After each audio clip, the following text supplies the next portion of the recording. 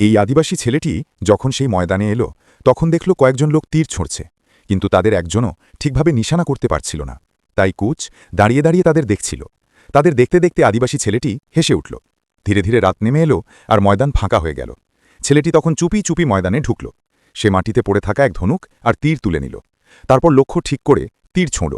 তীরটি সঠিক স্থানে গিয়ে লাগতেই স্পিকার থেকে এক শব্দ উঠল। সেই শব্দে ভয়ে ছেলেটি টেবিলের নিচে লুকিয়ে পড়ল। চারপাশে তাকিয়ে দেখল কেউ নেই। তাই সে আবার ধনুক তীর তুলে লক্ষ্যভেদ করতে শুরু করল। এভাবে সে একের পর এক তীর ছুঁড়তে লাগল। প্রতিবারই স্পিকারে সেই শব্দ বাজতে লাগল।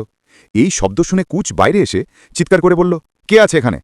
ভয় ছেলেটি দৌড়ে পালিয়ে গেল। কুচ ময়দানে গিয়ে দেখল সব তীরই নিখুঁতভাবে লক্ষ্যভেদ করেছে। অবাক হয়ে কুচ বলল, ওই ছেলেটিকেই নিয়ে আসো, ওকে প্রতিযোগিতায় অংশ নিতে হবে। আসলে সেই আদিবাসী ছেলেটি হাসপাতালে এসেছিল তার বোন এর চিকিৎসা করাতে, কিন্তু অনেক বোঝানোর পরও সে রাজি হল না। শেষ পর্যন্ত নিজের বোনকে নিয়ে সে চুপচাপ চলে গেল। নেক্সট পার্ট দেখতে হলে চ্যানেলটি অবশ্যই সাবস্ক্রাইব করে রাখুন।